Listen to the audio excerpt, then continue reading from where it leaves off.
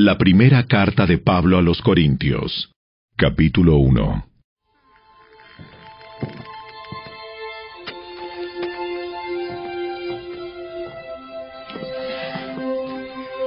Yo, Pablo, elegido por la voluntad de Dios para ser un apóstol de Cristo Jesús, escribo esta carta junto con nuestro hermano Sóstenes. Va dirigida a la iglesia de Dios en Corinto, a ustedes que han sido llamados por Dios para ser su pueblo santo. Él los hizo santos por medio de Cristo Jesús, tal como lo hizo con todos los que en todas partes invocan el nombre de nuestro Señor Jesucristo, Señor de ellos y de nosotros. Que Dios, nuestro Padre, y el Señor Jesucristo les den gracia y paz. Siempre doy gracias a mi Dios por ustedes y por los dones inmerecidos que les dio ahora que pertenecen a Cristo Jesús. Por medio de Él, Dios ha enriquecido la iglesia de ustedes en todo sentido, con toda la elocuencia y todo el conocimiento que tienen. Eso confirma que es verdad lo que les dije acerca de Cristo. Ahora tienen todos los dones espirituales que necesitan, mientras esperan con anhelo el regreso de nuestro Señor Jesucristo. Él los mantendrá firmes hasta el final, para que estén libres de toda culpa el día que nuestro Señor Jesucristo vuelva. Dios lo hará, porque Él es fiel para hacer lo que dice, y los ha invitado a que tengan comunión con su Hijo, Jesucristo, nuestro Señor. Amados hermanos, les ruego por la autoridad de nuestro Señor Jesucristo que vivan en armonía los unos con los otros, que no haya divisiones en la iglesia. Por el contrario, sean todos de un mismo parecer, unidos en pensamiento y propósito. Pues algunos de la casa de Cloé me contaron de las peleas entre ustedes, mis amados hermanos. Algunos de ustedes dicen, yo soy seguidor de Pablo. Otros dicen, yo sigo a Apolos, o yo sigo a Pedro, o yo sigo únicamente a Cristo. ¿Acaso Cristo está dividido en facciones? ¿Fui yo, Pablo, crucificado por ustedes? ¿Fue alguno de ustedes bautizado en el nombre de Pablo? Por supuesto que no.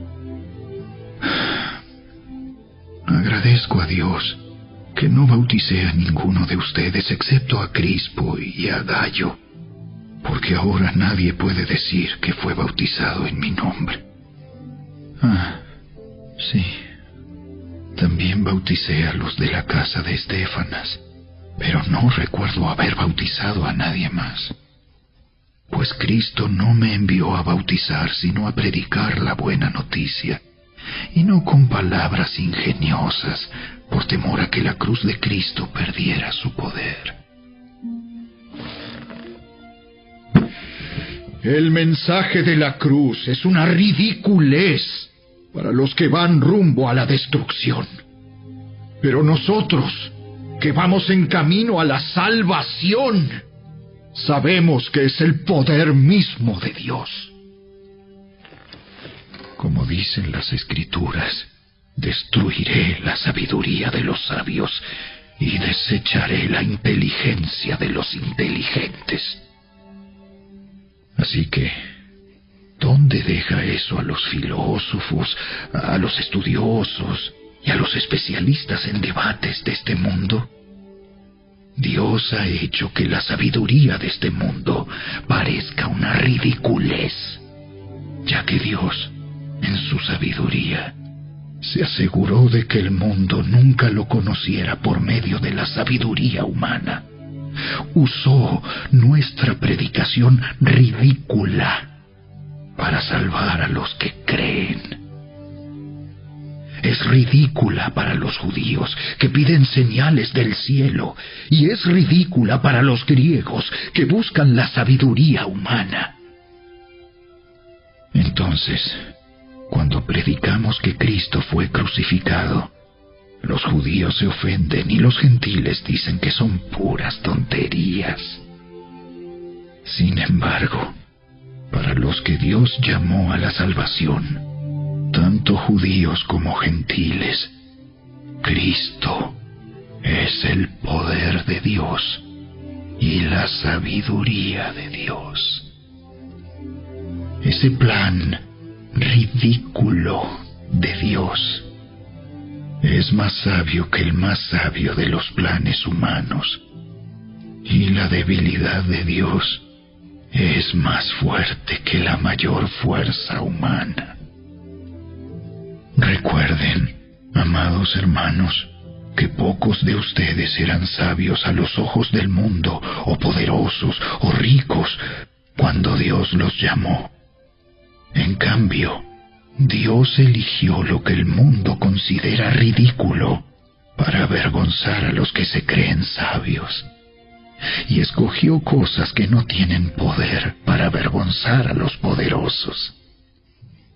Dios escogió lo despreciado por el mundo, lo que se considera como nada, y lo usó para convertir en nada lo que el mundo considera importante. Como resultado, nadie puede jamás jactarse en presencia de Dios. Dios los ha unido a ustedes con Cristo Jesús. Dios hizo que Él fuera la sabiduría misma para nuestro beneficio. Cristo nos hizo justos ante Dios, nos hizo puros y santos, y nos liberó del pecado. Por lo tanto, como dicen las Escrituras, si alguien quiere jactarse, que se jacte solamente del Señor.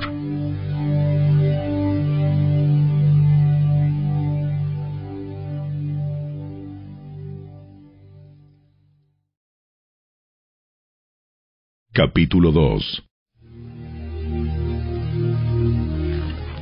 Amados hermanos, la primera vez que los visité, no me valí de palabras elevadas ni de una sabiduría impresionante para contarles acerca del plan secreto de Dios, pues decidí que mientras estuviera con ustedes, olvidaría todo excepto a Jesucristo, el que fue crucificado. Me acerqué a ustedes en debilidad, con timidez y temblor, y mi mensaje y mi predicación fueron muy sencillos. En lugar de usar discursos ingeniosos y persuasivos, confié solamente en el poder del Espíritu Santo. Lo hice así para que ustedes no confiaran en la sabiduría humana, sino en el poder de Dios. Sin embargo, cuando estoy con creyentes maduros, sí hablo con palabras de sabiduría, pero no la clase de sabiduría que pertenece a este mundo o a los gobernantes de este mundo, quienes pronto son olvidados. No, la sabiduría de la que hablamos es el misterio de Dios, su plan que antes estaba escondido, aunque Él lo hizo para nuestra gloria final, aún antes que comenzara el mundo. Pero los gobernantes de este mundo no lo entendieron. Si lo hubieran hecho, no habrían crucificado a nuestro glorioso Señor. A eso se refieren las Escrituras cuando dicen: ningún ojo ha visto, ningún oído ha escuchado, ninguna mente ha imaginado lo que Dios tiene preparado para quienes lo aman. Pero fue a nosotros a quienes Dios reveló esas cosas por medio de su Espíritu, pues su Espíritu investiga todo a fondo y nos muestra los secretos profundos de Dios. Nadie puede conocer los pensamientos de una persona excepto el propio Espíritu de esa persona. y nadie puede conocer los pensamientos de Dios excepto el propio Espíritu de Dios. Y nosotros hemos recibido al Espíritu de Dios, no al espíritu del mundo, de manera que podemos conocer las cosas maravillosas que Dios nos ha regalado. Les decimos estas cosas sin emplear palabras que provienen de la sabiduría humana. En cambio, hablamos con palabras que el Espíritu nos da, usando las palabras del Espíritu para explicar las verdades espirituales. Pero los que no son espirituales no pueden recibir esas verdades de parte del Espíritu de Dios. Todo les suena ridículo y no pueden entenderlo, porque solo los que son espirituales pueden entender lo que el Espíritu quiere decir. Los que son espirituales pueden evaluar todas las cosas, pero ellos mismos no pueden ser evaluados por otros, pues ¿quién puede conocer los pensamientos del Señor? ¿Quién sabe lo suficiente para enseñarle a Él? Pero nosotros entendemos estas cosas porque tenemos la mente de Cristo.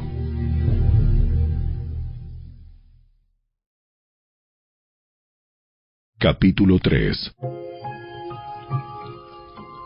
Amados hermanos, cuando estuve con ustedes, no pude hablarles como lo haría con personas espirituales.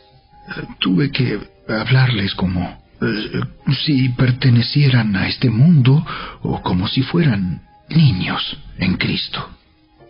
Tuve que alimentarlos con leche, no con alimento sólido, porque no estaban preparados para algo más sustancioso. Y aún no están preparados, porque todavía están bajo el control de su naturaleza pecaminosa. Tienen celos unos de otros y se pelean entre sí. ¿Acaso eso no demuestra que los controla su naturaleza pecaminosa? ¿No viven como la gente del mundo? Cuando uno de ustedes dice, yo soy seguidor de Pablo, y otro dice, yo sigo a Apolos, ¿no actúan igual que la gente del mundo? Después de todo, ¿quién es Apolos? ¿Quién es Pablo? Nosotros solo somos siervos de Dios, mediante los cuales ustedes creyeron la buena noticia. Cada uno de nosotros hizo el trabajo que el Señor nos encargó. Yo planté la semilla en sus corazones y Apolos la regó, pero fue Dios quien la hizo crecer. No importa quién planta o quién riega. Lo importante es que Dios hace crecer la semilla. El que planta y el que riega trabajan en conjunto con el mismo propósito, y cada uno será recompensado por su propio arduo trabajo. Pues ambos somos trabajadores de Dios, y ustedes son el campo de cultivo de Dios, son el edificio de Dios. Por la gracia que Dios me dio, yo eché los cimientos como un experto en construcción.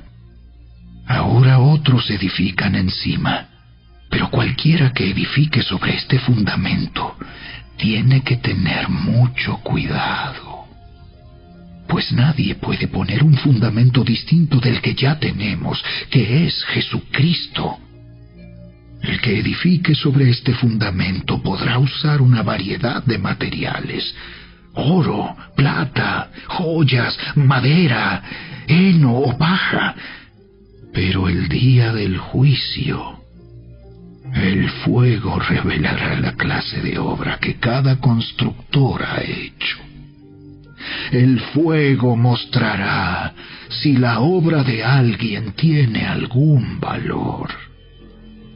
Si la obra permanece, ese constructor recibirá una recompensa.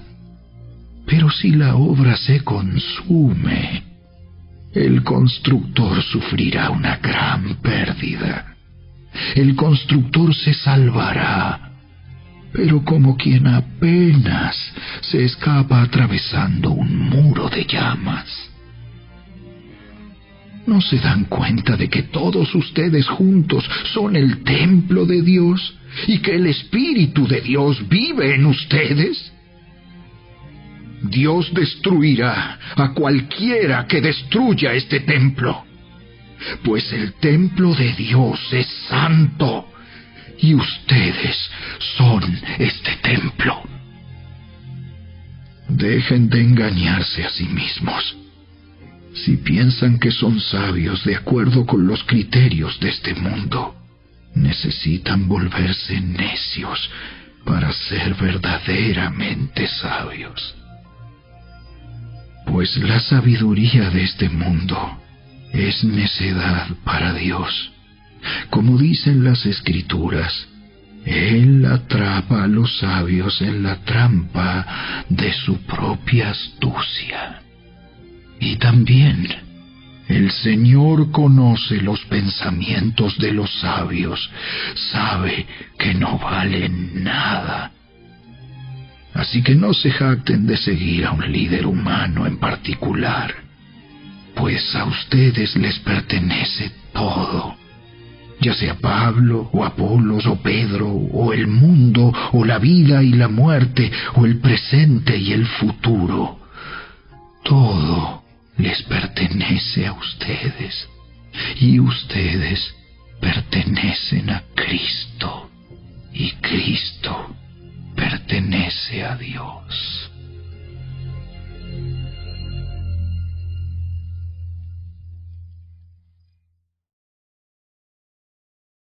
Capítulo 4. Así que a Apolos y a mí, considérennos como simples siervos de Cristo, a quienes se nos encargó la tarea de explicar los misterios de Dios.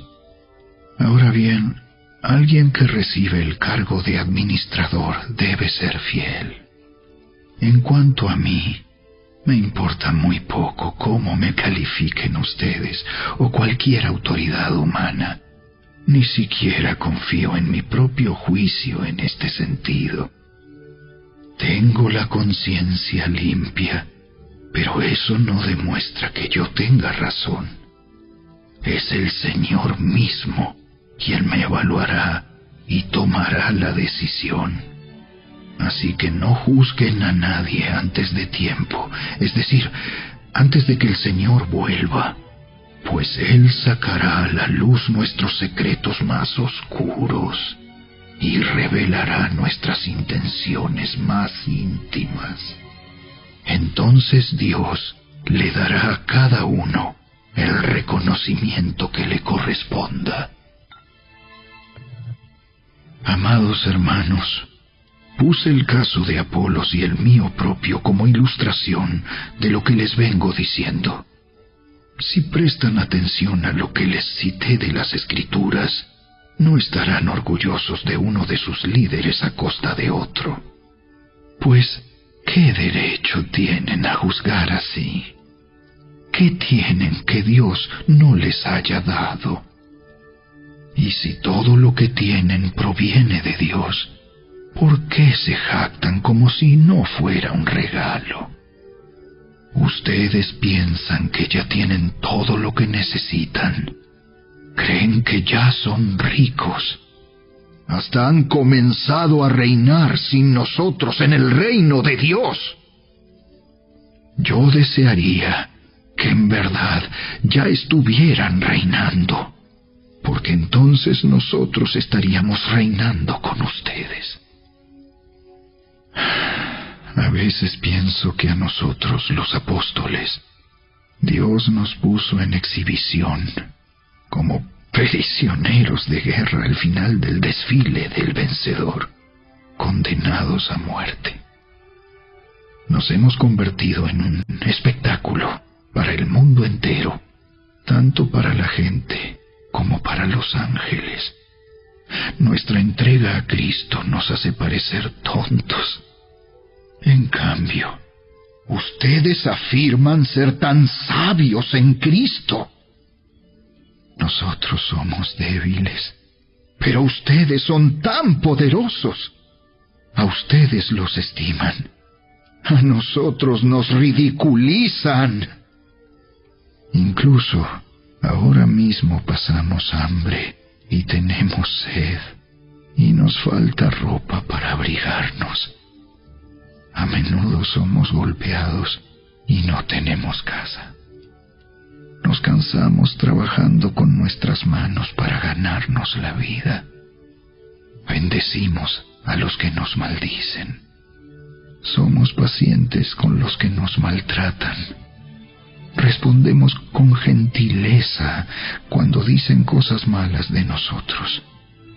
Aún así, se nos trata como la basura del mundo, como el desperdicio de todos, hasta este preciso momento. No les escribo estas cosas para avergonzarlos, sino para advertirles como mis amados hijos, pues aunque tuvieran 10,000 maestros que les enseñaran acerca de Cristo, tienen solo un Padre espiritual, pues me convertí en su Padre en Cristo Jesús cuando les prediqué la buena noticia. Así que les ruego que me imiten. Por esa razón, les envié a Timoteo, mi fiel y amado hijo en el Señor. Él les recordará la manera en que sigo a Cristo Jesús, así como lo enseño en todas las iglesias, en todas partes. Algunos de ustedes se han vuelto arrogantes al pensar que no volveré a visitarlos, pero iré, y pronto, si el Señor me lo permite. Y entonces comprobaré si esos arrogantes solo dan discursos pretenciosos o de verdad tienen el poder de Dios. Pues el reino de Dios no consiste en las muchas palabras, sino en vivir por el poder de Dios. ¿Qué prefieren? ¿Que llegue con una vara para castigarlos? ¿O que vaya con amor y un espíritu amable?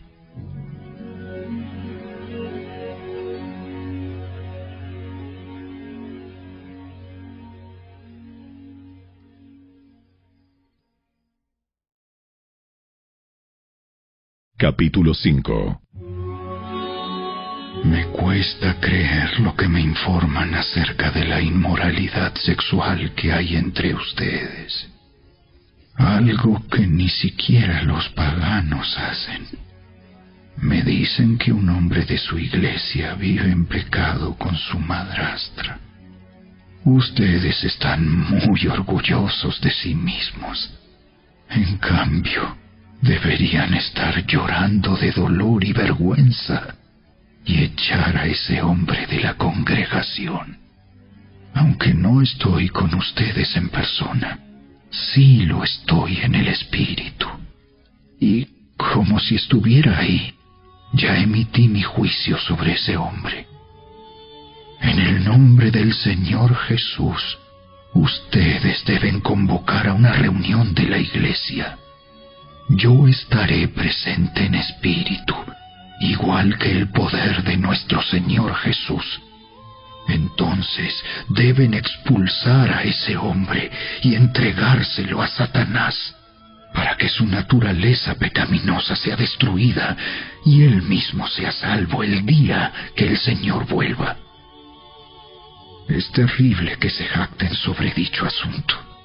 No se dan cuenta de que ese pecado es como un poco de levadura que impregna toda la masa. Desháganse de la vieja levadura, quitando a ese perverso de entre ustedes. Entonces serán como una nueva masa preparada sin levadura, que es lo que realmente son. Cristo, nuestro Cordero Pascual, ha sido sacrificado por nosotros. Por lo tanto, celebremos el festival, no con el viejo pan de perversidad y maldad, sino con el nuevo pan de sinceridad y verdad. Cuando les escribí anteriormente, les dije que no se relacionaran con personas que se entregan al pecado sexual. Pero no me refería a los incrédulos que se entregan al pecado sexual, o son avaros, o estafadores, o rinden culto a ídolos. Uno tendría que salir de este mundo para evitar gente como esa. Lo que quise decir es: no se relacionen con ninguno que afirma ser creyente y aún así se entrega al pecado sexual, o es avaro, o rinde culto a ídolos, o insulta, o es borracho, o estafador. Ni siquiera coman con esa gente.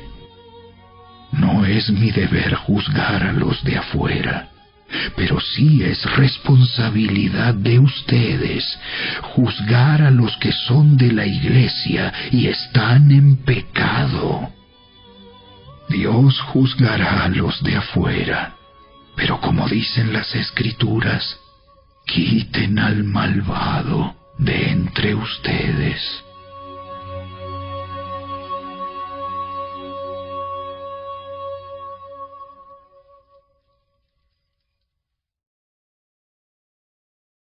Capítulo 6. Cuando uno de ustedes tiene un conflicto con otro creyente, ¿cómo se atreve a presentar una demanda y a pedirle a un tribunal secular que decida sobre el asunto, en lugar de llevarlo ante otros creyentes? ¿No se dan cuenta de que algún día nosotros los creyentes juzgaremos al mundo? Y dado que ustedes van a juzgar al mundo, ¿no son capaces de resolver esas pequeñas cuestiones entre ustedes? ¿No se dan cuenta de que juzgaremos a los ángeles? Así que deberían ser capaces de resolver los conflictos comunes y corrientes que ocurren en esta vida.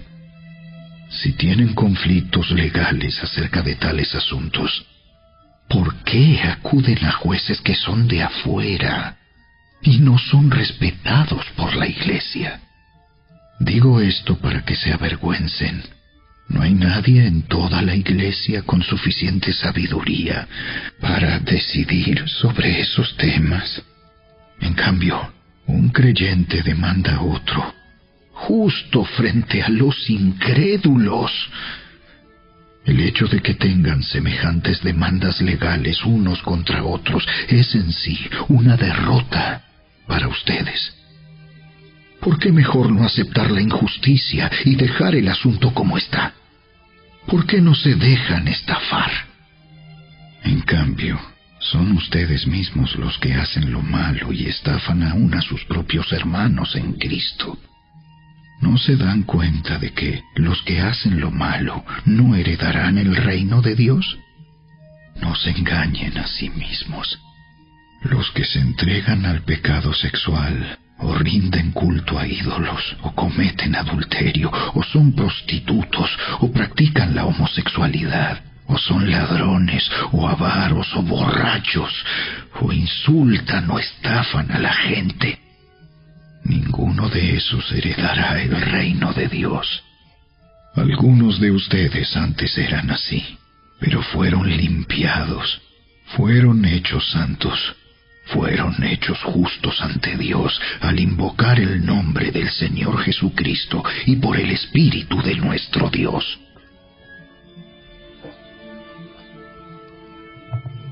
Ustedes dicen, se me permite hacer cualquier cosa, pero no todo les conviene. Y aunque se me permite hacer cualquier cosa, no debo volverme esclavo de nada. Ustedes dicen, la comida se hizo para el estómago y el estómago para la comida. Eso es cierto, aunque un día Dios acabará con ambas cosas. Pero ustedes no pueden decir que nuestro cuerpo fue creado para la inmoralidad sexual. Fue creado para el Señor, y al Señor le importa nuestro cuerpo. Y Dios nos levantará de los muertos con su poder, tal como levantó de los muertos a nuestro Señor. ¿No se dan cuenta de que sus cuerpos en realidad son miembros de Cristo? ¿Acaso un hombre debería tomar su cuerpo, que es parte de Cristo, y unirlo a una prostituta? ¡Jamás! ¿Y no se dan cuenta de que si un hombre se une a una prostituta, se hace un solo cuerpo con ella? Pues las Escrituras dicen: los dos se convierten en uno solo. Pero la persona que se une al Señor es un solo espíritu con Él. ¡Huyan del pecado sexual! Ningún otro pecado afecta tanto el cuerpo como este, porque la inmoralidad sexual es un pecado contra el propio cuerpo. ¿No se dan cuenta de que su cuerpo es el templo del Espíritu Santo, quien vive en ustedes y les fue dado por Dios? Ustedes no se pertenecen a sí mismos, porque Dios los compró a un alto precio.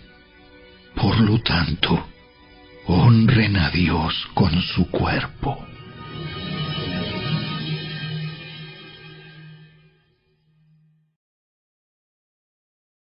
Capítulo 7. Ahora, en cuanto a las preguntas que me hicieron en su carta, es cierto que es bueno abstenerse de tener relaciones sexuales. Sin embargo, dado que hay tanta inmoralidad sexual, cada hombre debería tener su propia esposa y cada mujer su propio marido. El esposo debe satisfacer las necesidades sexuales de su esposa, y la esposa debe satisfacer las necesidades sexuales de su marido. La esposa le da la autoridad sobre su cuerpo a su marido, y el esposo le da la autoridad sobre su cuerpo a su esposa. No se priven el uno al otro de tener relaciones sexuales, a menos que los dos estén de acuerdo en abstenerse de la intimidad sexual por un tiempo limitado, para entregarse más de lleno a la oración. Después deberán volverse a juntar, a fin de que Satanás no pueda tentarlos por la falta de control propio. Eso les digo a modo de concesión, no como un mandato. Sin embargo, quisiera que todos fueran solteros, igual que yo. Pero cada uno tiene su don específico de Dios, unos de una clase y otros de otra. Así que les digo a los solteros y a las viudas: es mejor quedarse sin casar, tal como yo. Pero si no pueden controlarse, entonces deberían casarse. Es mejor casarse que arder de pasión. No obstante, para los que ya están casados, tengo un mandato que no proviene de mí sino del Señor. La esposa no debe dejar a su marido, pero si lo deja, que no se case de nuevo, o bien que se reconcilie con él. Y el marido no debe dejar a su esposa. Ahora me dirigiré al resto de ustedes, aunque no tengo un mandato directo del Señor. Si un creyente está casado con una mujer que no es creyente y ella está dispuesta a seguir viviendo con él, no debe abandonarla. Y si una creyente tiene un esposo que no es creyente y él está dispuesto a seguir viviendo con ella, no debe abandonarlo, pues la esposa creyente da santidad a su matrimonio y el esposo creyente da santidad al suyo. De otro modo, sus hijos no serían santos, pero ahora son santos. En cambio, si el esposo o la esposa que no es creyente insiste en irse, dejen que se vaya. En esos casos el cónyuge creyente ya no está ligado al otro, porque Dios los ha llamado a ustedes a vivir en paz. ¿Acaso ustedes, esposas, no se dan cuenta de que sus maridos podrían ser salvos a causa de ustedes? ¿Y ustedes, esposos, no se dan cuenta de que sus esposas podrían ser salvas a causa de ustedes? Cada uno debería seguir viviendo en la situación que el Señor lo haya puesto y permanecer tal como estaba cuando Dios lo llamó por primera vez. Esa es mi regla para todas las iglesias. Por ejemplo, un hombre que se circuncidó antes de llegar a ser creyente no debería tratar de revertir su condición. Y el hombre que no estaba circuncidado cuando llegó a ser creyente no debería circuncidarse ahora, pues no tiene importancia si un hombre ha sido o no circuncidado. Lo importante es cumplir los mandamientos de Dios. Cada uno debería permanecer tal como estaba cuando Dios lo llamó. ¿Eres un esclavo? No dejes que eso te preocupe. Sin embargo, si tienes la oportunidad de ser libre, aprovéchala. Y recuerda, si eras un esclavo cuando el Señor te llamó, ahora eres libre en el Señor. Y si eras libre cuando el Señor te llamó, ahora eres un esclavo de Cristo. Dios pagó un alto precio por ustedes, así que no se dejen esclavizar por el mundo. Amados hermanos, cada uno debería permanecer tal como estaba cuando Dios lo llamó por primera vez. Ahora, con respecto a la pregunta acerca de las jóvenes que todavía no se han casado, para ellas no tengo ningún mandato del Señor. Pero el Señor, en su misericordia, me ha dado sabiduría digna de confianza que les transmitiré a ustedes. Debido a la crisis actual, pienso que es mejor que cada uno se quede como está. Si tienes esposa, no procures terminar tu matrimonio.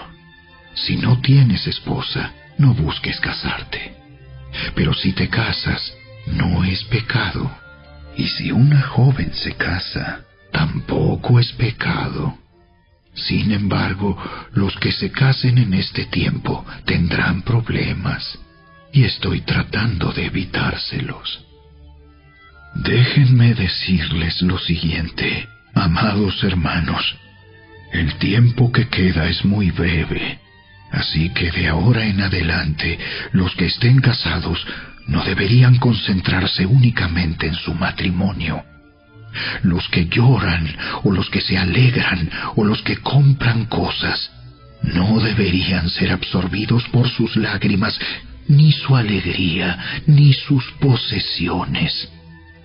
Los que usan las cosas del mundo no deberían apegarse a ellas, pues este mundo, tal como lo conocemos, pronto desaparecerá.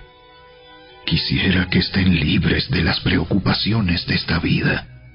Un soltero puede invertir su tiempo en hacer la obra del Señor y en pensar cómo agradarlo a Él. Pero el casado tiene que pensar en sus responsabilidades terrenales y en cómo agradar a su esposa.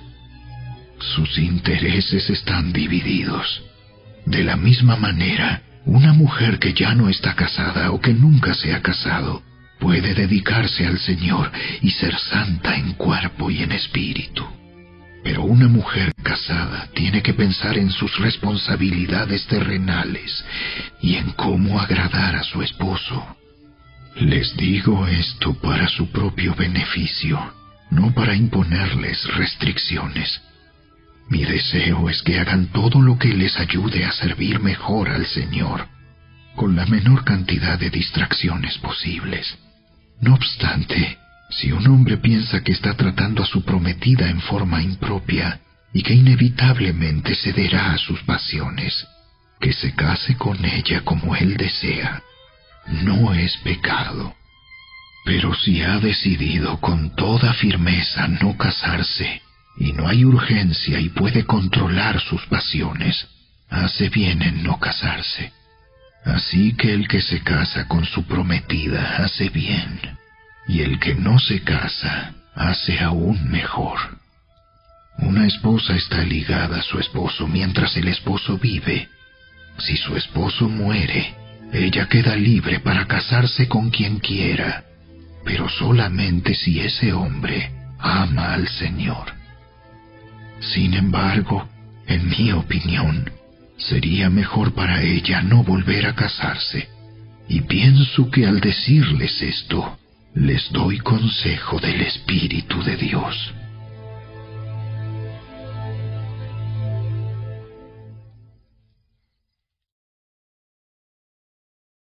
Capítulo 8. Ahora, con respecto a la pregunta acerca de la comida que ha sido ofrecida a ídolos, es cierto, sabemos que todos tenemos conocimiento sobre este tema. Sin embargo, mientras que el conocimiento nos hace sentir importantes, es el amor lo que fortalece a la Iglesia. El que afirma que lo sabe todo, en realidad, no es que sepa mucho. Pero la persona que ama a Dios es a quien Dios reconoce. Entonces, ¿qué acerca de comer carne ofrecida a ídolos? Pues sabemos que un ídolo no es en verdad un Dios, y que hay solo un Dios. Puede que existan esos llamados dioses, tanto en el cielo como en la tierra, y algunas personas de hecho rinden culto a muchos dioses y a muchos señores. Pero para nosotros hay un Dios, el Padre, por quien todas las cosas fueron creadas y para quien vivimos. Y hay un Señor, Jesucristo, por medio de quien todas las cosas fueron creadas y por medio de quien vivimos. Sin embargo, no todos los creyentes saben esto. Algunos están acostumbrados a pensar que los ídolos son reales. Entonces, cuando comen un alimento que fue ofrecido a ídolos, lo consideran adoración a dioses verdaderos y violan su débil conciencia. Es cierto que no podemos obtener la aprobación de Dios por lo que comemos. No perdemos nada si no lo comemos, y no ganamos nada si lo comemos. Pero ustedes deben tener cuidado de que su libertad no haga tropezar a los que tienen una conciencia más débil. Pues si otros te ven con tu conocimiento superior, comiendo en el templo de un ídolo, ¿acaso no se sentirán alentados a violar su conciencia al comer un alimento que se ofreció a un ídolo? Así que a causa de tu conocimiento superior, se destruirá un creyente débil por quien Cristo murió. Cuando ustedes pecan contra otros creyentes al alentarlos a hacer algo que para ellos está mal, pecan contra Cristo. Por lo tanto, si lo que como hace que otro creyente peque, nunca más comeré carne mientras viva, porque no quiero hacer que otro creyente tropiece.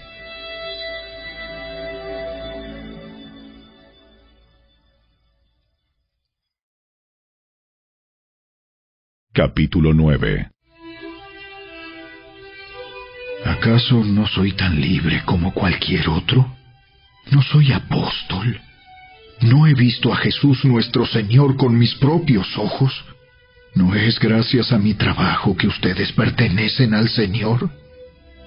Aunque otros piensen que no soy apóstol, ciertamente para ustedes lo soy. Ustedes mismos son la prueba de que soy apóstol del Señor. Esta es mi respuesta a los que cuestionan mi autoridad. ¿Acaso no tenemos derecho de hospedarnos con ustedes y compartir sus comidas? ¿No tenemos derecho a llevar con nosotros a una esposa creyente como lo hacen los demás apóstoles y los hermanos del Señor y como lo hace Pedro? ¿O Bernabé y yo somos los únicos que tenemos que trabajar para sostenernos? ¿Qué soldado tiene que pagar sus propios gastos? ¿Qué agricultor planta un viñedo y no tiene derecho a comer de su fruto? ¿A qué pastor que cuida de su rebaño de ovejas no se le permite beber un poco de la leche? ¿Expreso meramente una opinión humana? ¿O dice la ley lo mismo? Porque la ley de Moisés dice: no le pongas bozal al buey para impedirle que coma mientras trilla el grano. ¿Acaso pensaba Dios únicamente en bueyes cuando dijo eso? ¿No nos hablaba a nosotros en realidad? Claro que sí. Se escribió para nosotros, a fin de que tanto el que ara como el que trilla el grano puedan esperar una porción de la cosecha. Ya que hemos plantado la semilla espiritual entre ustedes, ¿no tenemos derecho a cosechar el alimento y la bebida material? Si ustedes sostienen a otros que les predican, ¿no deberíamos tener nosotros aún mayor derecho a que nos sostengan? Pero nunca nos hemos valido de ese derecho. Preferiríamos soportar cualquier cosa antes que ser un obstáculo a la buena noticia acerca de Cristo. ¿No se dan cuenta de que los que trabajan en el templo obtienen sus alimentos de las ofrendas que se llevan al templo? Y los que sirven en el altar reciben una porción de lo que se ofrece como sacrificio. Del mismo modo, el Señor ordenó que los que predican la buena noticia sean sostenidos por los que reciben el beneficio del mensaje. Sin embargo, yo jamás me he valido de ninguno de esos derechos. Y no escribo esto para sugerir que es mi deseo comenzar a hacerlo ahora. De hecho, preferiría morir antes que perder mi derecho a jactarme de predicar sin cobrar. Sin embargo, predicar la buena noticia no es algo de lo que pueda jactarme. Estoy obligado por Dios a hacerlo. ¡Qué terrible sería para mí si no predicara la buena noticia! Si lo hiciera por mi propia iniciativa, merecería que me paguen. Pero no tengo opción, porque Dios me ha encomendado este deber sagrado. ¿Cuál es entonces mi paga? Es la oportunidad de predicar la buena noticia sin cobrarle a nadie. Por esa razón, nunca reclamo mis derechos cuando predico la buena noticia. A pesar de que soy un hombre libre y sin amo, me he hecho esclavo de todos para llevar a muchos a Cristo. Cuando estaba con los judíos, vivía como un judío para llevar a los judíos a Cristo. Cuando estaba con los que siguen la ley judía, yo también vivía bajo esa ley. A pesar de que no estoy sujeto a la ley, me sujetaba a ella para poder llevar a Cristo a los que están bajo la ley. Cuando estoy con los gentiles, quienes no siguen la ley judía, yo también vivo independiente de esa ley para poder llevarlos a Cristo. Pero no ignoro la ley de Dios. Obedezco la ley de Cristo. Cuando estoy con los que son débiles, me hago débil con ellos, porque deseo llevar a los débiles a Cristo. Sí, con todos trato de encontrar algo que tengamos en común, y hago todo lo posible para salvar a algunos. Hago lo que sea para difundir la buena noticia y participar de sus bendiciones. ¿No se dan cuenta de que en una carrera todos corren, pero solo una persona se lleva el premio? Así que corran para ganar. Todos los atletas se entrenan con disciplina. Lo hacen para ganar un premio que se desvanecerá. Pero nosotros lo hacemos por un premio eterno. Por eso yo corro cada paso con propósito. No solo doy golpes al aire. Disciplino mi cuerpo como lo hace un atleta. Lo entreno para que haga lo que debe hacer. De lo contrario, temo que después de predicarles a otros, yo mismo quede descalificado.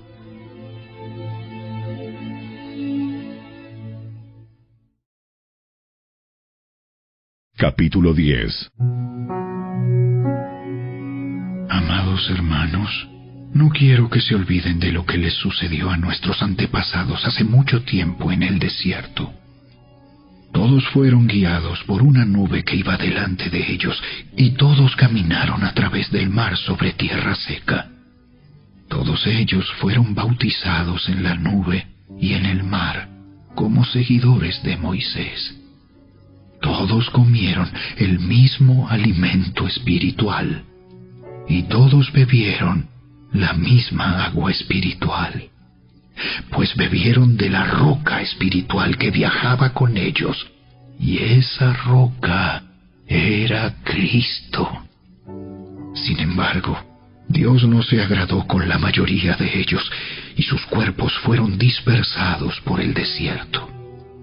Esas cosas sucedieron como una advertencia para nosotros, a fin de que no codiciemos lo malo como hicieron ellos, ni rindamos culto a ídolos como hicieron algunos de ellos. Como dicen las Escrituras, el pueblo celebró con abundante comida y bebida, y se entregó a diversiones paganas. Y no debemos cometer inmoralidad sexual, como hicieron algunos de ellos, lo cual causó la muerte de 23,000 personas en un solo día. Tampoco deberíamos poner a prueba a Cristo, como hicieron algunos de ellos, y luego murieron mordidos por serpientes. Y no murmuren como lo hicieron algunos de ellos, y luego el ángel de la muerte los destruyó. Esas cosas les sucedieron a ellos como ejemplo para nosotros. Se pusieron por escrito para que nos sirvieran de advertencia a los que vivimos en el fin de los tiempos. Si ustedes piensan que están firmes, tengan cuidado de no caer. Las tentaciones que enfrentan en su vida no son distintas de las que otros atraviesan. Y Dios es fiel. No permitirá que la tentación sea mayor de lo que puedan soportar. Cuando sean tentados, Él les mostrará una salida para que puedan resistir. Por lo tanto, mis queridos amigos, huyan de la adoración a los ídolos. Ustedes son personas razonables. Juzguen por sí mismos si lo que digo es cierto. Cuando bendecimos la copa en la mesa del Señor, ¿no participamos en la sangre de Cristo? Y cuando partimos el pan, ¿no participamos en el cuerpo de Cristo? Aunque somos muchos, todos comemos de un mismo pan, con lo cual demostramos que somos un solo cuerpo. Piensen en el pueblo de Israel. ¿No estaban unidos al comer de los sacrificios del altar? ¿Qué es lo que trato de decir? ¿Que la comida ofrecida a ídolos tiene alguna importancia o que los ídolos son dioses verdaderos? No, de ninguna manera. Lo que digo es que esos sacrificios se ofrecen a los demonios, no a Dios. Y no quiero que ustedes tengan parte con los demonios. Ustedes no pueden beber de la copa del Señor y también de la copa de los demonios. No pueden comer de la mesa del Señor y también de la mesa de los demonios. ¿Qué? ¿Acaso nos atreveremos a despertar los celos del Señor? ¿Piensan que somos más fuertes que Él? Ustedes dicen, se me permite hacer cualquier cosa, pero no todo les conviene. Dicen, se me permite hacer cualquier cosa, pero no todo trae beneficio. No se preocupen por su propio bien, sino por el bien de los demás. Así que pueden comer cualquier carne que se venda en el mercado, sin preguntar nada por motivos de conciencia, pues la tierra es del Señor y todo lo que hay en ella. Si alguien que no es creyente los invita a cenar a su casa, acepten la invitación si desean. Coman todo lo que les ofrezcan, sin preguntar nada por motivos de conciencia. Pero supongamos que alguien les dice, esta carne se ofreció a un ídolo. No la coman, por respeto a la conciencia del que lo dijo. Tal vez no sea una cuestión de conciencia para ustedes, pero lo es para la otra persona. Pues ¿por qué tendría que ser restringida mi libertad por lo que piensa otra persona? Si puedo darle gracias a Dios por la comida y disfrutarla, ¿por qué debería ser condenado por comerla?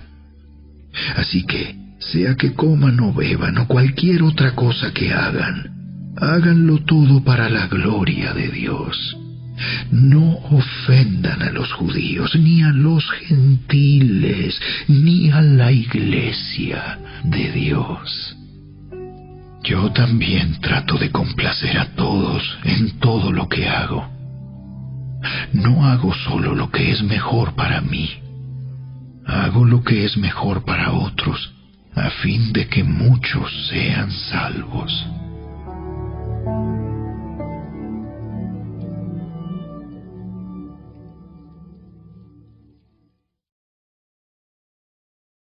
Capítulo 11.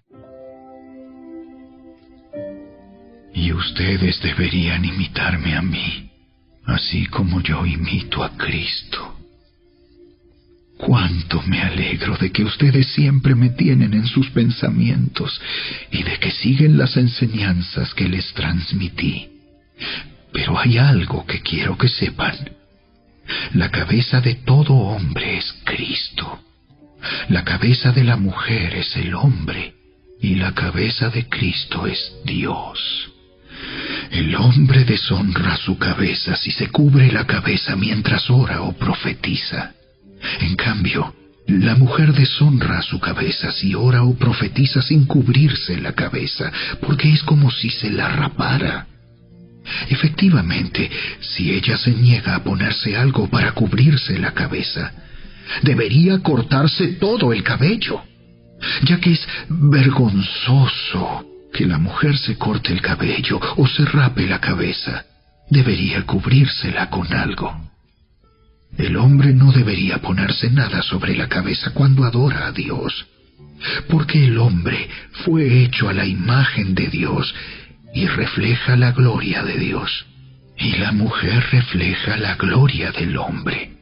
Pues el primer hombre no provino de ninguna mujer, sino que la primera mujer provino de un hombre. Y el hombre no fue hecho para la mujer, sino que la mujer fue hecha para el hombre.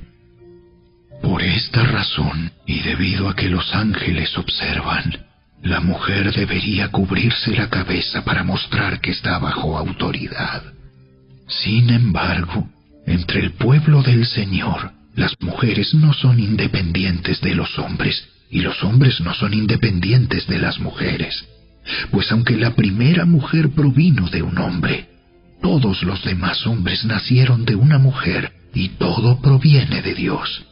Juzguen por sí mismos. ¿Es correcto que una mujer ore a Dios en público sin cubrirse la cabeza? ¿No es obvio que es vergonzoso que un hombre tenga el cabello largo? ¿Acaso el cabello largo no es el orgullo y la alegría de la mujer? Pues se le dio para que se cubra.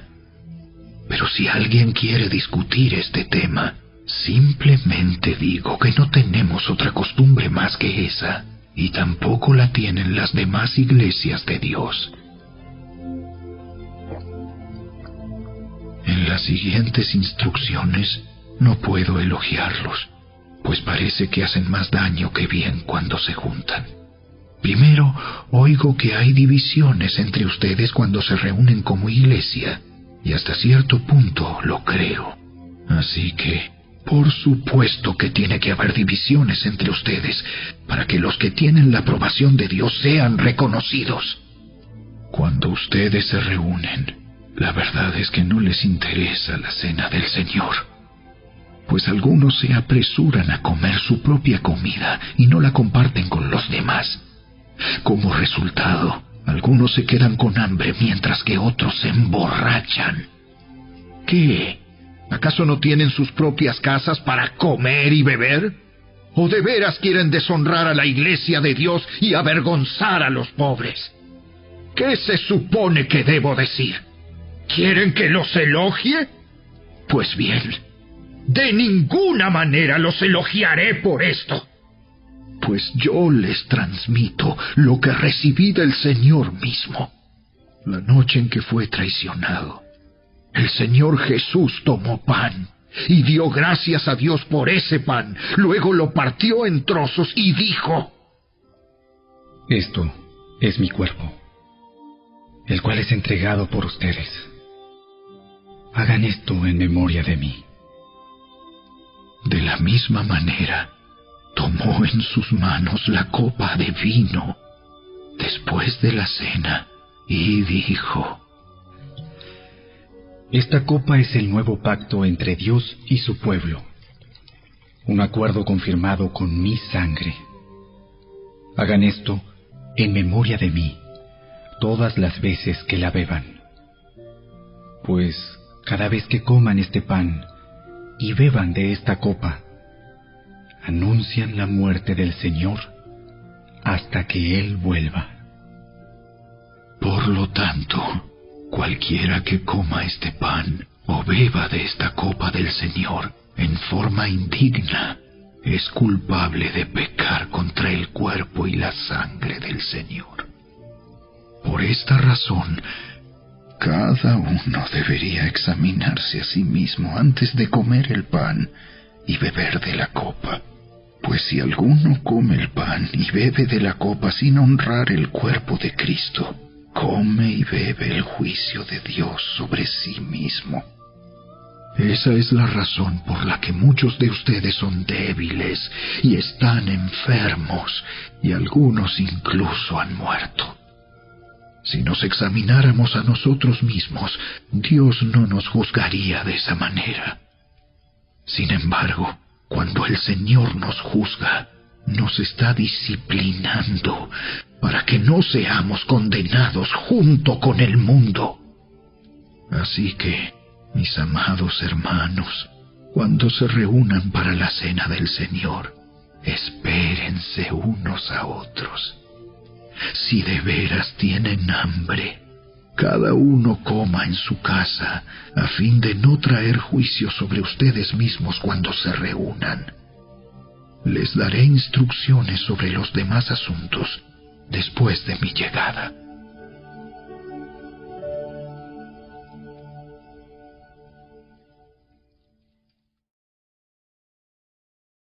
Capítulo 12.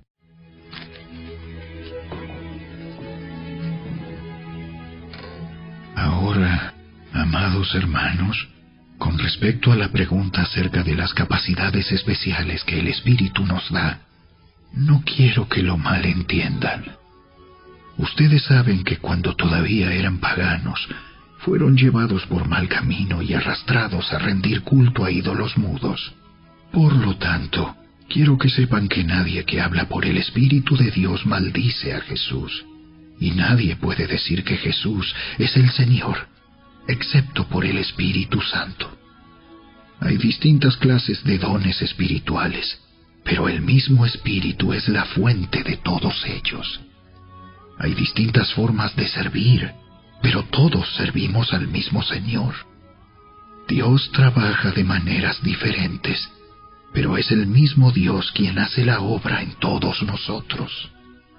A cada uno de nosotros se nos da un don espiritual para que nos ayudemos mutuamente. A uno el Espíritu le da la capacidad de dar consejos sabios.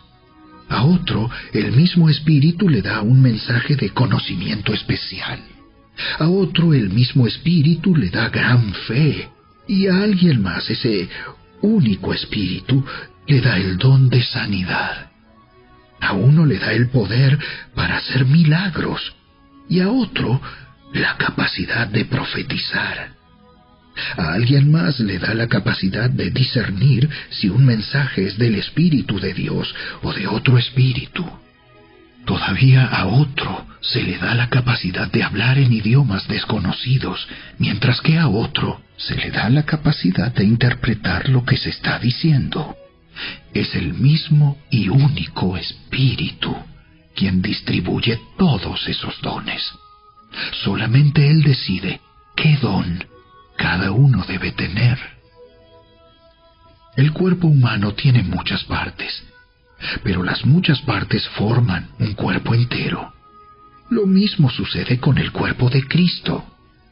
Entre nosotros hay algunos que son judíos y otros que son gentiles, algunos son esclavos y otros son libres, pero todos fuimos bautizados en un solo cuerpo por un mismo Espíritu, y todos compartimos el mismo Espíritu.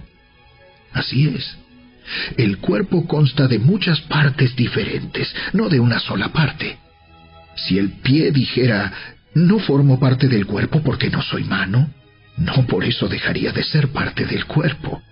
Y si la oreja dijera, no formo parte del cuerpo porque no soy ojo, ¿dejaría por eso de ser parte del cuerpo? Si todo el cuerpo fuera ojo, ¿cómo podríamos oír? O si todo el cuerpo fuera oreja, ¿cómo podríamos oler? Pero nuestro cuerpo tiene muchas partes, y Dios ha puesto cada parte justo donde Él quiere. ¡Qué extraño sería el cuerpo si tuviera solo una parte! Efectivamente, hay muchas partes, pero un solo cuerpo. El ojo nunca puede decirle a la mano, no te necesito. La cabeza tampoco puede decirle al pie, no te necesito. De hecho, algunas partes del cuerpo que parecerían las más débiles y menos importantes, en realidad son las más necesarias. Y las partes que consideramos menos honorables son las que vestimos con más esmero. Así que protegemos con mucho cuidado esas partes que no deberían verse, mientras que las partes más honorables no precisan esa atención especial. Por eso Dios ha formado el cuerpo de tal manera que se les dé más honor y cuidado a esas partes que tienen menos dignidad. Esto hace que haya armonía entre los miembros, a fin de que los miembros se preocupen los unos por los otros. Si una parte sufre, las demás partes sufren con ella. Y si a una parte se le da honra, todas las partes se alegran. Todos ustedes en conjunto son el cuerpo de Cristo, y cada uno de ustedes es parte de ese cuerpo. A continuación, hay algunas de las partes que Dios ha designado para la Iglesia. En primer lugar, los apóstoles. En segundo lugar, los profetas. En tercer lugar, los maestros. Luego, los que hacen milagros, los que tienen el don de sanidad, los que pueden ayudar a otros, los que tienen el don de liderazgo, los que hablan en idiomas desconocidos. ¿Acaso somos todos apóstoles? ¿Somos todos profetas? ¿Somos todos maestros? ¿Tenemos todos el poder de hacer milagros? ¿Tenemos todos el don de sanidad?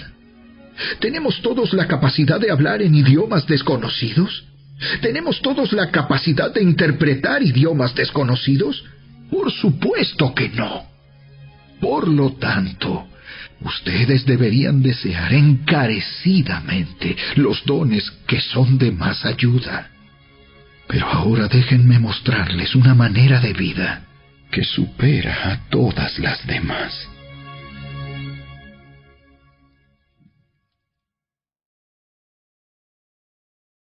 Capítulo 13.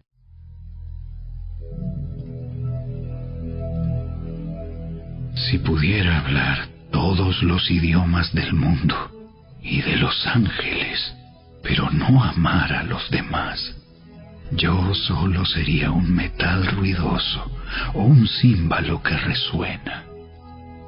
Si tuviera el don de profecía y entendiera todos los planes secretos de Dios y contara con todo el conocimiento, y si tuviera una fe que me hiciera capaz de mover montañas, pero no amara a otros, yo no sería nada. Si diera todo lo que tengo a los pobres y hasta sacrificara mi cuerpo, podría jactarme de eso. Pero si no amara a los demás, no habría logrado nada. El amor es paciente y bondadoso. El amor no es celoso, ni fanfarrón, ni orgulloso, ni ofensivo. No exige que las cosas se hagan a su manera. No se irrita ni lleva un registro de las ofensas recibidas. No se alegra de la injusticia, sino que se alegra cuando la verdad triunfa. El amor nunca se da por vencido. Jamás pierde la fe.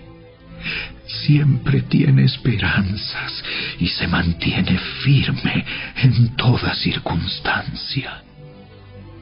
La profecía, el hablar en idiomas desconocidos y el conocimiento especial se volverán inútiles, pero el amor durará para siempre.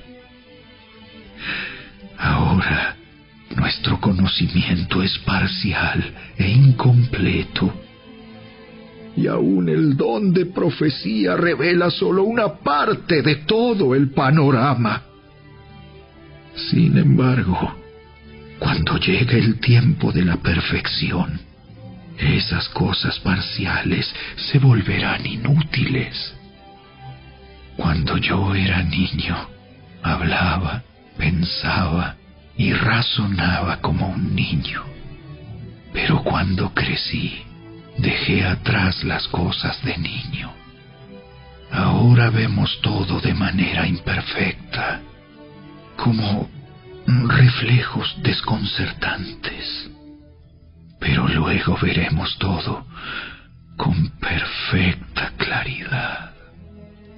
Todo lo que ahora conozco es parcial e incompleto, pero luego conoceré todo por completo.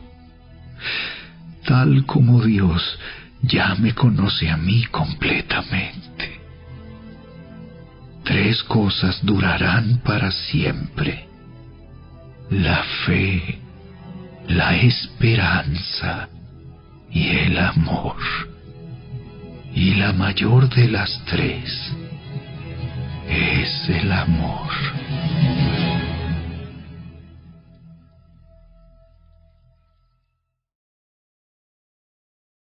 Capítulo 14.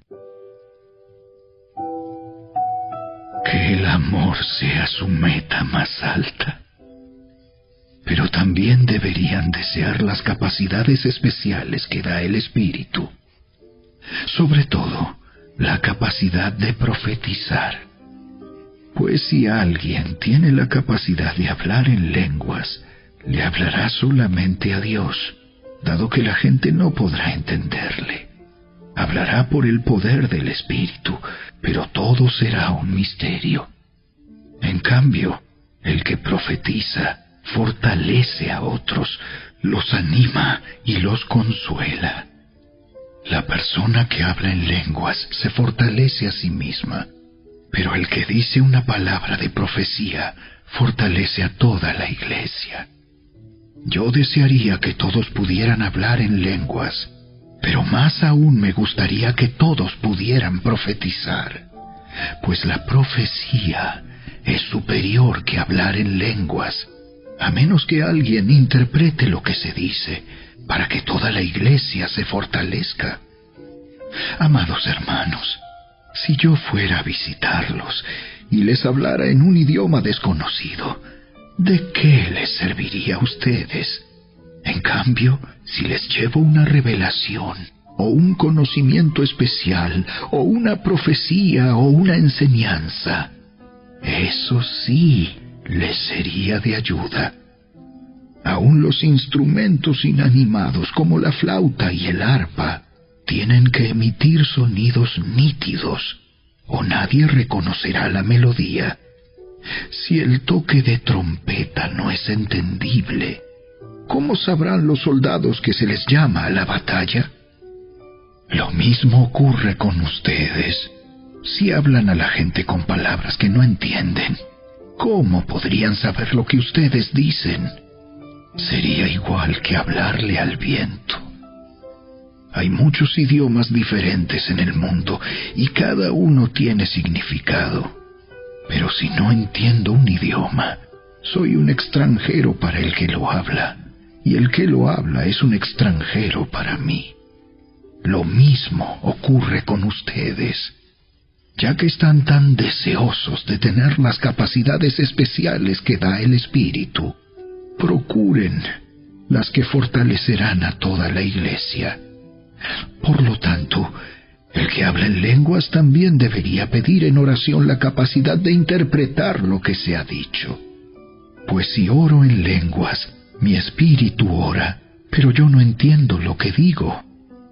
¿Qué debo hacer entonces? Oraré en el espíritu y también oraré con palabras que entiendo. Cantaré en el espíritu y también cantaré con palabras que entiendo. Pues si alabas a Dios solamente en el espíritu, ¿cómo podrán los que no te entienden alabar a Dios contigo? ¿Cómo podrán unirse a tus agradecimientos cuando no entienden lo que dices?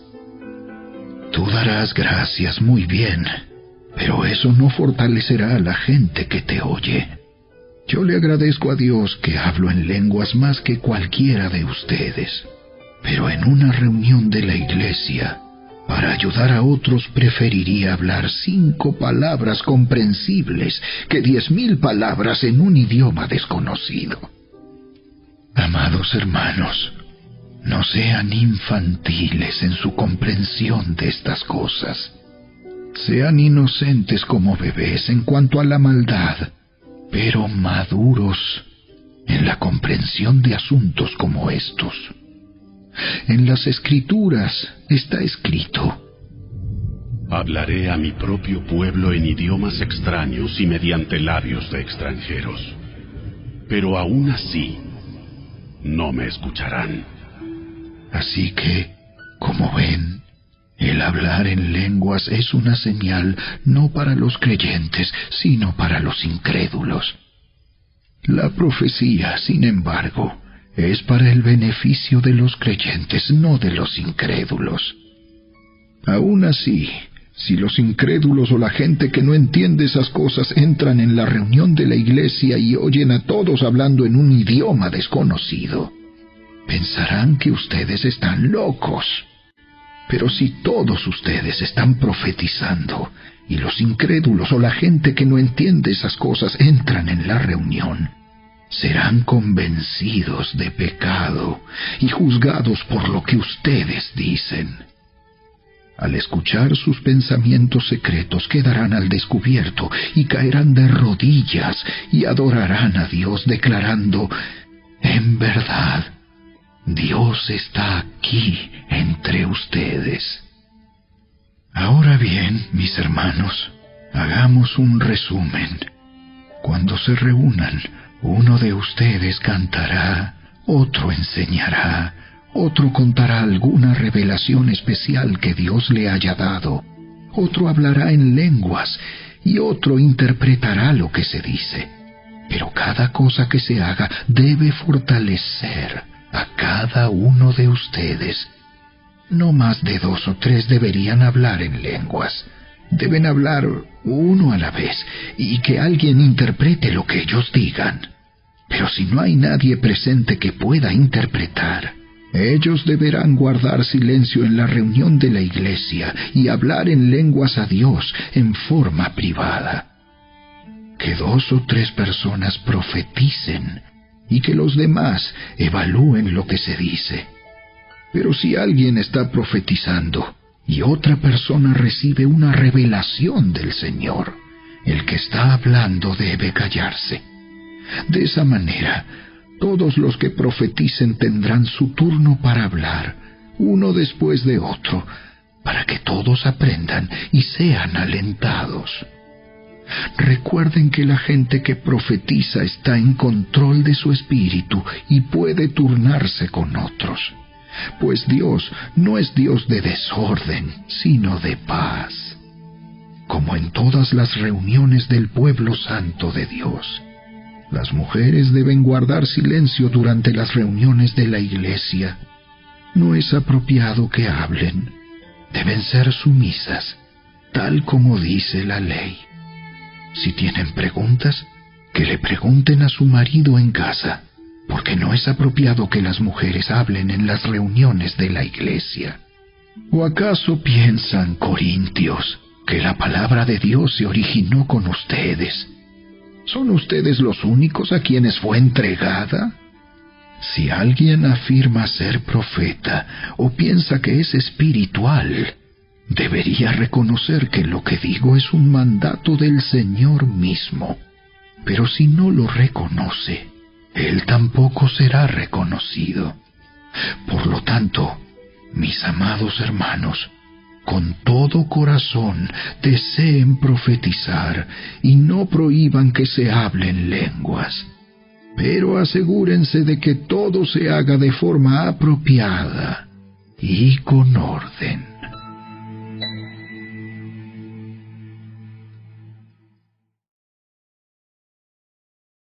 Capítulo 15. Ahora, amados hermanos, permítanme recordarles la buena noticia que ya les prediqué. En ese entonces la recibieron con gusto y todavía permanecen firmes en ella. Esa es la buena noticia que los salva si ustedes siguen creyendo el mensaje que les prediqué, a menos que hayan creído algo que desde un principio nunca fue cierto. Yo les transmití a ustedes lo más importante y lo que se me había transmitido a mí también. Cristo murió por nuestros pecados, tal como dicen las Escrituras. Fue enterrado y al tercer día fue levantado de los muertos, tal como dicen las Escrituras. Lo vio Pedro y luego lo vieron los 12. Más tarde lo vieron más de 500 de sus seguidores a la vez, la mayoría de los cuales todavía viven, aunque algunos ya han muerto. Luego lo vio Santiago, y después lo vieron todos los apóstoles. Por último, como si hubiera nacido en un tiempo que no me correspondía, también lo vi yo, pues soy el más insignificante de todos los apóstoles. De hecho, ni siquiera soy digno de ser llamado apóstol, después de haber perseguido a la iglesia de Dios como lo hice.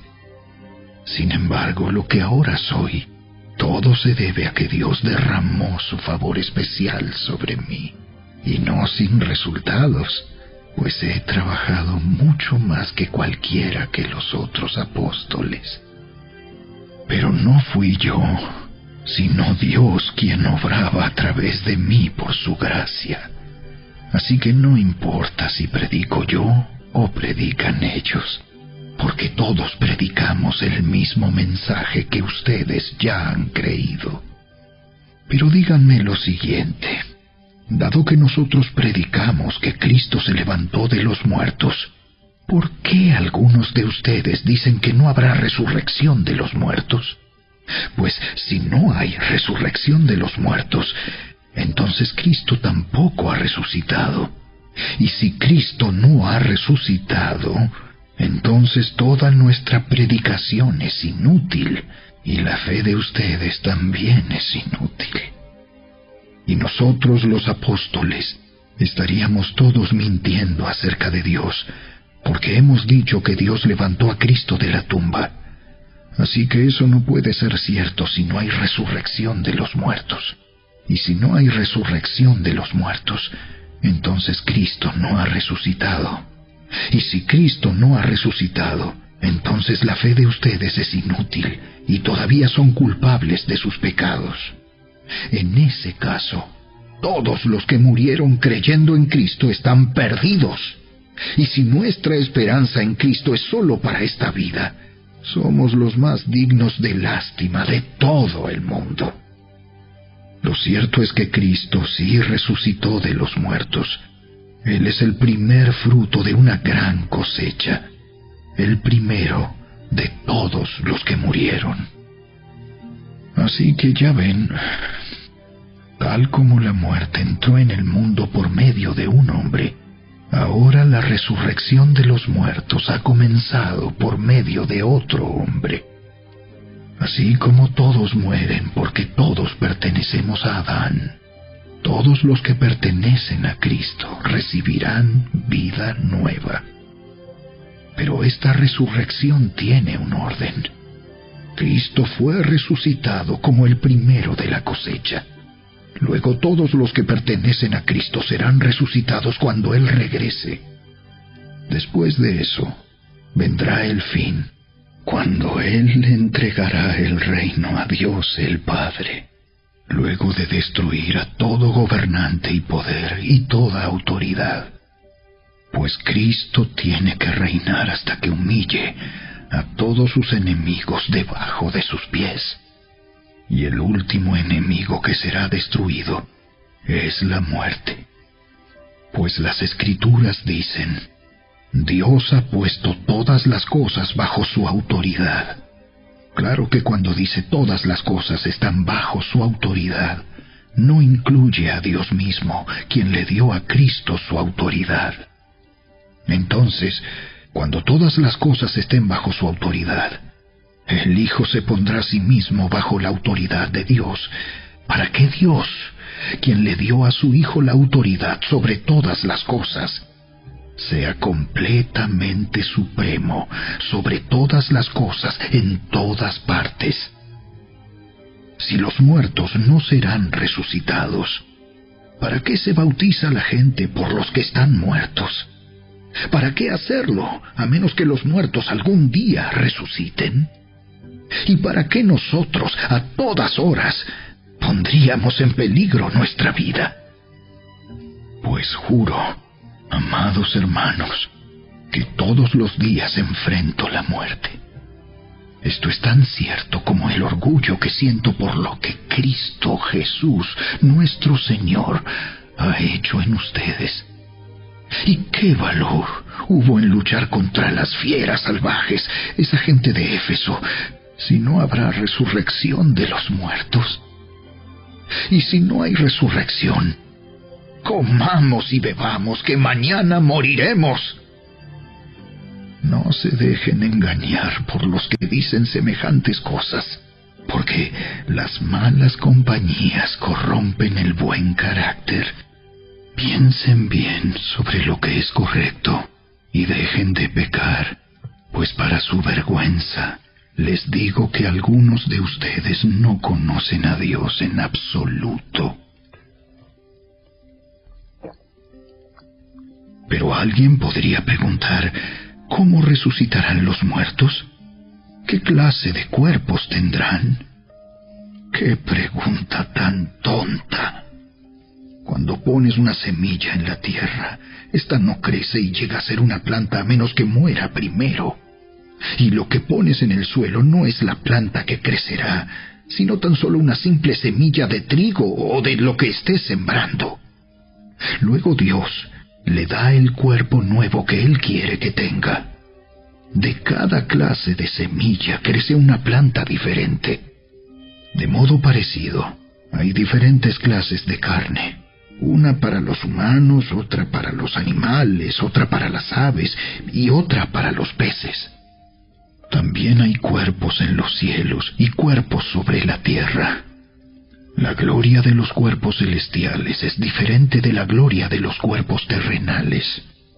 El sol tiene una clase de gloria, mientras que la luna tiene otra, y las estrellas tienen otra.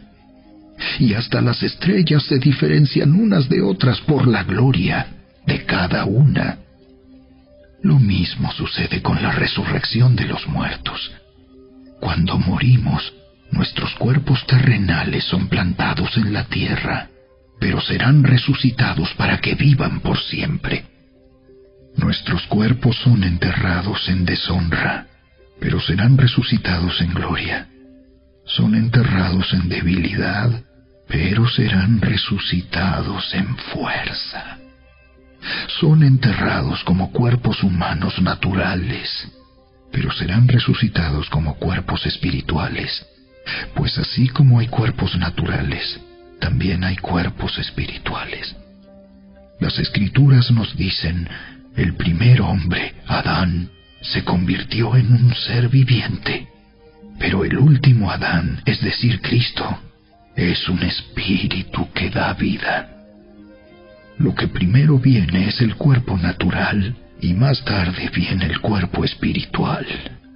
Adán, el primer hombre, fue formado del polvo de la tierra, mientras que Cristo, el segundo hombre, vino del cielo.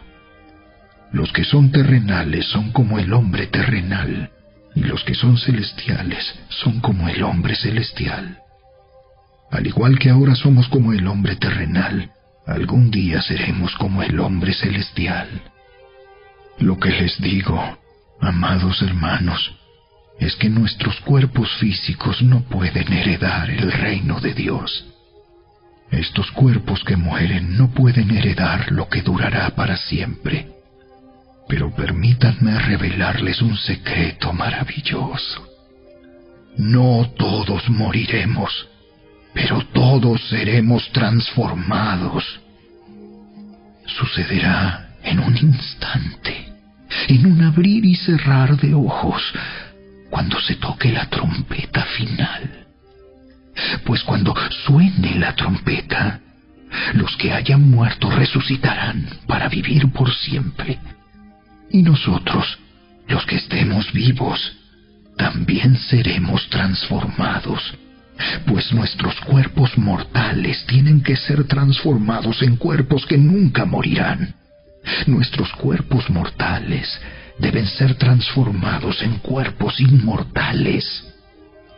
Entonces, cuando nuestros cuerpos mortales hayan sido transformados en cuerpos que nunca morirán, se cumplirá la siguiente escritura: la muerte es devorada en victoria. ¡Oh, muerte! ¿Dónde está tu victoria? ¡Oh, muerte! ¿Dónde está tu aguijón? Pues el pecado es el aguijón que termina en muerte, y la ley le da al pecado su poder. Pero gracias a Dios, Él nos da la victoria sobre el pecado y la muerte por medio de nuestro Señor Jesucristo. Por lo tanto, mis amados hermanos, permanezcan fuertes y constantes.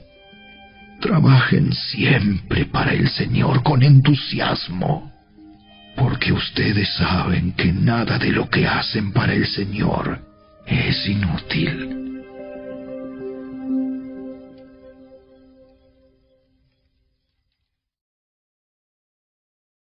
Capítulo 16. Ahora bien, consideremos la pregunta acerca del dinero que se está juntando para el pueblo de Dios en Jerusalén. Deberían seguir el mismo procedimiento que les di a las iglesias de Galacia. El primer día de cada semana, cada uno debería separar una parte del dinero que ha ganado. No esperen hasta que yo llegue para luego tratar de reunirlo todo de golpe. Cuando yo vaya, escribiré cartas de recomendación para los mensajeros que ustedes escojan como encargados de entregar su ofrenda en Jerusalén. Y si parece oportuno que yo también vaya, ellos pueden viajar conmigo. Los visitaré después de haber ido a Macedonia, pues estoy pensando pasar por Macedonia. Tal vez me quede un tiempo con ustedes, quizá todo el invierno, y después podrán enviarme a mi próximo destino. Esta vez no quiero hacerles una visita corta nada más y luego seguir mi viaje. Deseo ir y quedarme un tiempo si el Señor me lo permite. Mientras tanto seguiré aquí en Éfeso hasta el festival de Pentecostés. Se ha abierto una puerta de par en par para hacer un gran trabajo en este lugar, aunque muchos se me oponen. Cuando llegue Timoteo, no lo intimiden. Él hace la obra del Señor igual que yo. No permitan que nadie lo trate con desprecio. Despídanlo con su bendición cuando regrese para estar conmigo. Espero que venga junto con los demás creyentes. Ahora, en cuanto a nuestro hermano Apolos, yo le rogué que fuera a visitarlos en compañía de los otros creyentes, pero él no estaba dispuesto a ir por el momento. Los verá después cuando tenga la oportunidad. Estén alerta, permanezcan firmes en la fe, sean valientes, sean fuertes y hagan todo con amor. Ustedes ya saben que Estéfanas y los de su casa fueron los primeros frutos de la cosecha de creyentes en Grecia, y ellos tienen su vida puesta al servicio del pueblo de Dios. Les ruego, amados hermanos, que se sometan a ellos y a otros como ellos, que sirven con tanta devoción. Estoy muy contento de que Estéfanas, Fortunato y Acaico hayan llegado. Ellos me han dado la ayuda que ustedes no pudieron darme al no estar aquí. Ellos también han sido de mucho aliento para mí, como lo fueron para ustedes. Muéstrenles agradecimiento a todos los que sirven así de bien. Las iglesias de aquí, en la provincia de Asia, les mandan saludos en el Señor, igual que Aquila y Priscila y todos los demás que se congregan en la casa de ellos para las reuniones de la iglesia. Todos los hermanos de aquí les envían saludos. Salúdense unos a otros con un beso santo. Este es mi saludo de puño y letra. Pablo. Si alguien no ama al Señor, tal persona es maldita. Señor nuestro, ven. Que la gracia del Señor Jesús sea con ustedes. Mi amor a todos ustedes en Cristo Jesús.